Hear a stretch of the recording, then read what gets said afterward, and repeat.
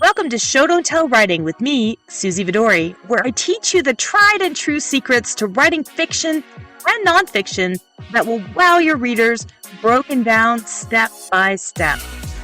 This show explores writing techniques, shows you a glimpse behind the scenes of successful writing careers, and coaches writers live on their pages so you can learn and transform your own storytelling.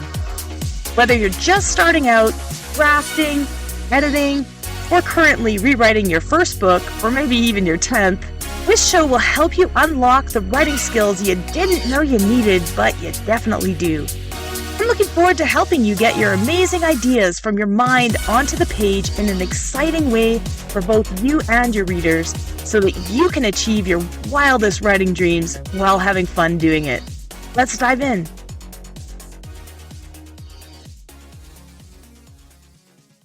On Friday, July 19th, I held a live day for hundreds of writers in order to celebrate the launch of this podcast. It was so much fun. I had the most amazing guests that you're going to get to hear on this show. And I also held this live Q&A session, which was a full hour of answering all the writers that attended's burning writing questions. I had a great time sharing everything that I know about writing in these sessions, and I wanted to make sure that you got to hear them too. Here's part 3 of 3, an excerpt from that live Q&A session, because if those writers had those questions, you might have them too. Enjoy. What is an action beat? Okay, so an action beat, Deb asked, what is an action beat? Thank you, Deb, because I just mentioned that and I didn't explain it. I explained the dialogue tag, but I could say, hello, wonderful writers, Suzy said, and then she hit the balloons. I don't know. So what we've got there is we've got some dialogue, then we've got Suzy said, which is the dialogue tag, and then we've got an action beat, which is I hit the balloons, right? So that was kind of fun. So in that instance, what we could do, and for those of you listening on the podcast, I have some balloons here when I'm recording it live, and I just hit them. So what you could do instead, if you wanted to drop the dialogue tag and you already have an action beat, it doesn't change the sentences at all to say, hello, wonderful writers, Suzy hit the balloons, right? So you're just including that action beat there, and it makes it very clear. It's immediately following. It's on the same line after the close quotation marks. It's on the same line. It's called an action beat. So that could be anything at all. It could be Suzy smiled or whatever that is, right? Part W. If your story focuses on a group of characters or a friend group with different arcs, how do you know or figure out which is the main character? Yes, good question. Part was probably in one of my sessions where I talked about there's only one main character in this story. It doesn't matter. How do you figure it out? I would go back to what it is that you're trying to say to the world with that story, right? What is your takeaway? What do you want the reader to take away? I would choose the person whose change that they're going through best emulates what you want the reader to experience and build it all around that. You could also just change it to the strongest one or the one that you like the best, the one that you want to use the most, because that point of view character should be the person who opens the book. So that point of view character should be the first person that we meet, because that's who we're going to bond with as a reader, or that's the assumption that we're going to make, is that this book is about them and I'm going to follow I'm going to follow their journey, and you want your reader to connect with them immediately. So yeah, it might be as simple as picking who you introduce first. And if that isn't the strongest character and you pick somebody else, then I would suggest reorganizing those chapters or telling that first one from their point of view. Shelby, I have another question. Okay, great. Sometimes I find my own main characters from two separate stories or books are almost the same person, resembling each other strongly. How do I make my main characters different for each story? It takes a little practice, Shelby, and we all have our sort of defaults that go all the way through, and that's usual. It's okay. I mean, you don't have to always make them completely unique. There are very successful writers who use a formulaic or use a certain type of protagonist in all of their books, and if people like one, then they're going to like another. So it's not necessarily a bad thing. If you want to stretch yourself creatively each time you write another book, that's a different story. And then I would take the time to craft. You can use personality types, or you can just give them some different traits. And what that does is it helps you think through how that character would react differently in a situation. It also helps you make their voices really unique. So hopefully that helps. Definitely you want your characters to be different within a book. In choosing books, having a similar main character isn't necessarily bad. Okay, how do I find comps? Okay, so for those of you who are querying or wanting to go the traditional publishing route, then one of the things that you want to put into a query is comparables or comps, is what we call them. And that means my book is exactly like blah, blah, blah, right? Whatever that is. And so, how do we find them? It can be really tricky because we're so close to our book and we know it so well, and we think it's completely different from everything else. The problem is, an agent needs to know right away. They want to know where this book, like what the audience for it is and what it's about and whether or not it's the right book for them to represent. And so one way is really quickly to do that is to pick comps. Now, if you find a book that's exactly, writers come to me all the time when we're working on the queries, and they say, okay, I found a book that's exactly like my book. It's set in the same town, it has the same kind of characters and whatever, and they show it to me, and it's the self-published book, which there's nothing wrong with a self-published book, but a self-published book that sold, we can't tell how many it sold, but it has 5 reviews. Well, all you're doing then, so it didn't do very well, and there could be lots of reasons for that. It could be because the author didn't promote it, as simple as that, right? They just posted it and hope people would find it, and nobody found it. It could be just as simple as that. But the problem with that is you're telling an agent, you're basically got this big billboard on your query that says, my book isn't going to sell because it's like this book, but didn't sell. So you don't want to include one like that. So what we're not looking for is a book that's identical to yours.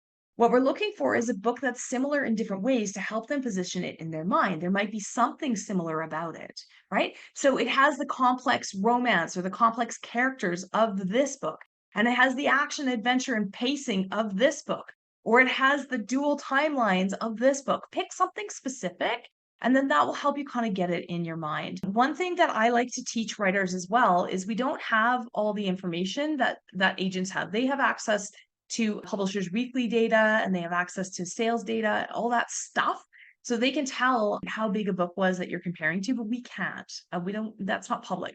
But what you do have access to that is public is the number of reviews. So you can go on Goodreads or Amazon or any site and see sort of the range of how many reviews. If you've got, 500,000 reviews on a book, I'm going to tell you it's probably too big to include in your comps. And the reason is because you just seem silly, right? Like it's one of those things where it marks you as a newer entrant that hasn't done a lot of research. You're like, I'm going to write the next Harry Potter. I'm going to write the next Untamed in the memoir space. I'm going to write the next, whatever that big blockbuster is. Don't compare. Do a little bit more soul searching, but don't compare it to the one with 5 reviews either. So find that happy medium. Most genres, 1,000 reviews or more is pretty good, but it depends on the genre.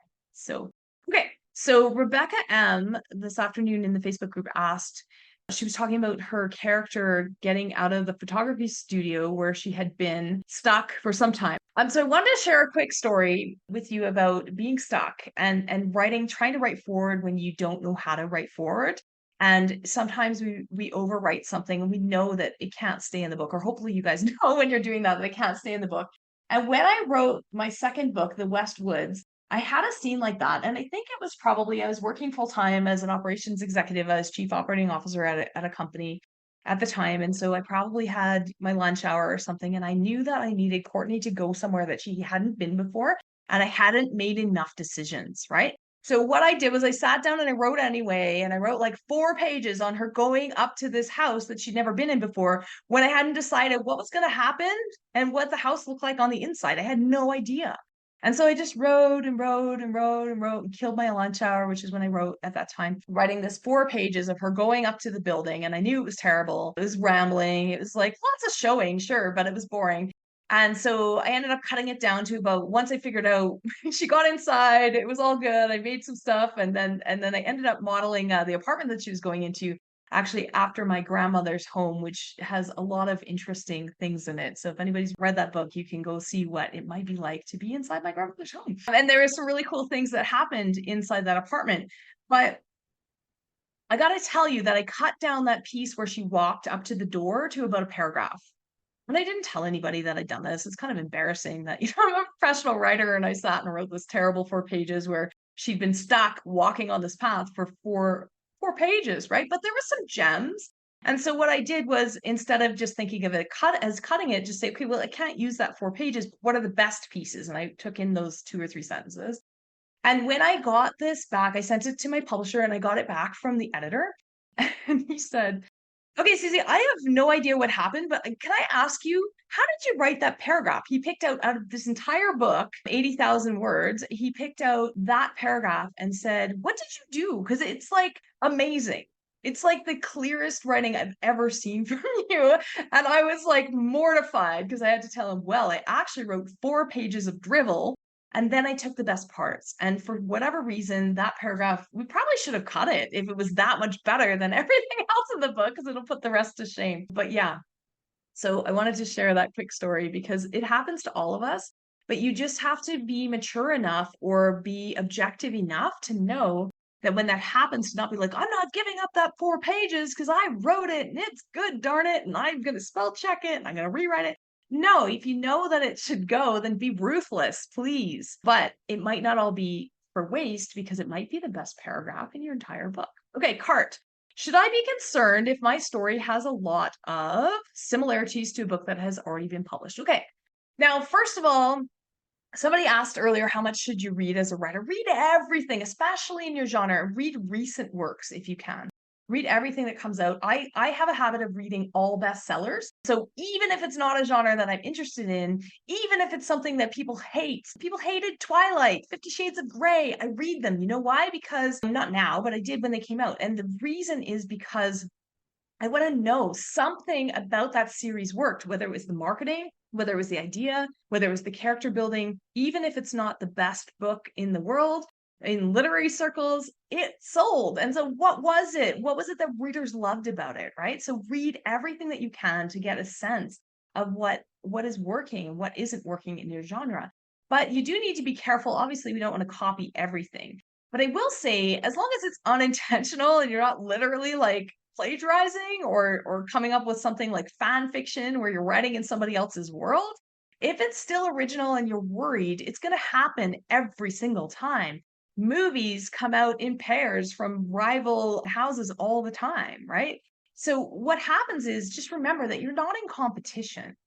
If something similar comes out that's similar to your book, you might just be on the right track, because guess what happens? It doesn't mean if they read that book, they're not going to read your book. In fact, if they read your book on traveling around the world on a blimp or something, and maybe they're going to want to read another book that's just like that, right? Or a book on World War II that deals with a certain topic. I think Jenny Nash, when I interviewed her, came up with that and said, all the light we cannot see.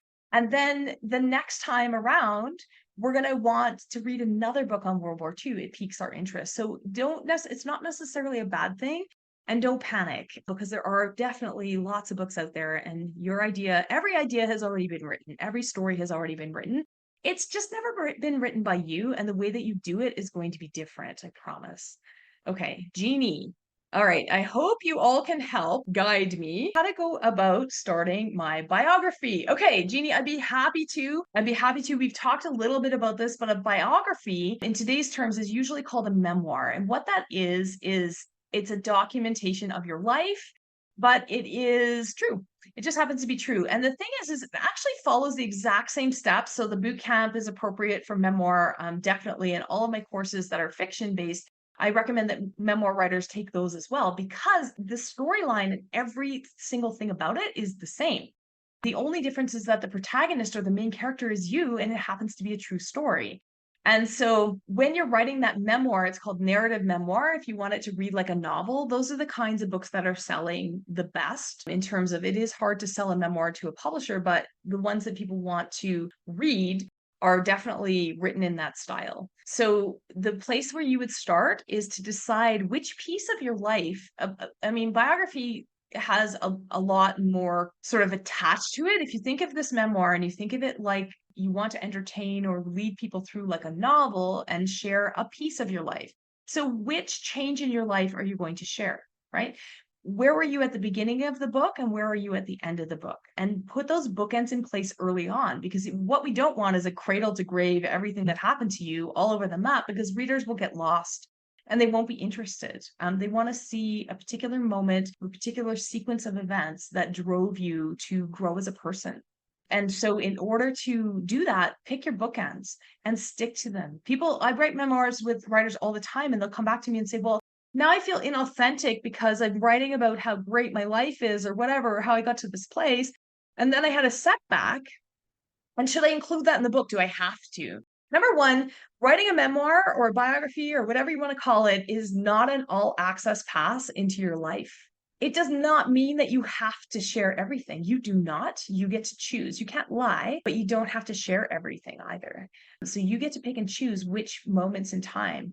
And what happens is if you do that and you do it succinctly and you do it in a way that shares that, stick to your bookend. You don't have to share later, because it is still true that at that moment in time, you achieved what you achieved. You could talk about it later, how, yeah, at that moment in time, I was on top of the world and now I've had these setbacks. You can talk about that later, but it doesn't mean that your book is any less valid. Hopefully that's helpful. Okay. Beth, I am interested in learning about self-publishing, formatting for ebooks, and editorial formatting software and programs. I am eager to learn and would love some advice. Okay, so there's a lot. You can definitely learn this yourself if you're interested in learning, which you are. Vellum is one of the biggest softwares that you can use. It does cost, it isn't free, but does make that formatting really a lot easier. There's also lots of forums. A good friend, Mark Leslie Lebrevra, he shares a ton of information on self-publishing.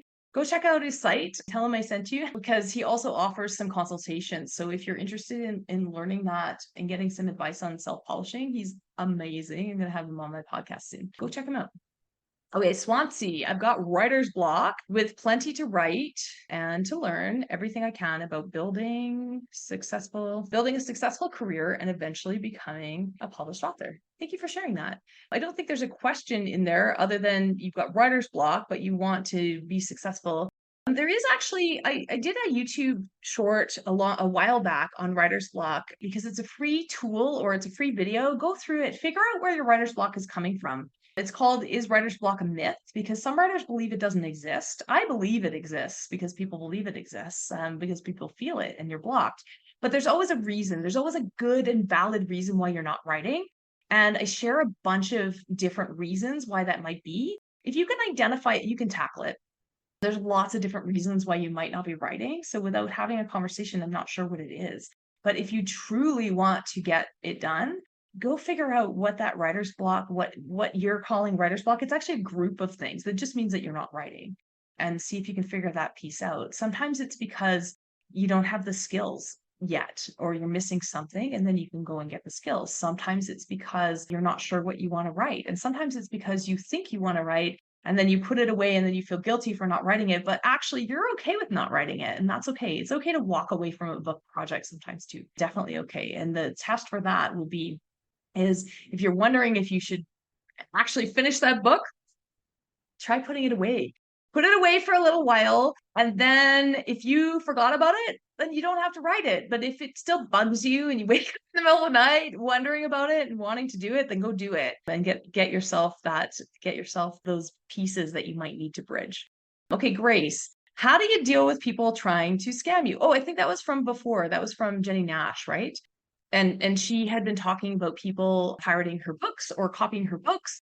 And so she just shared that, there is one case where she did a cease and desist or a lawsuit. There are some remedies, but in most cases, it's probably not worth the effort. People are going to know, and just be out there, be your authentic self, and people want to buy from you. They don't want to buy a pirated copy. They want to buy from you. Okay. Thank you, guys. Thank you.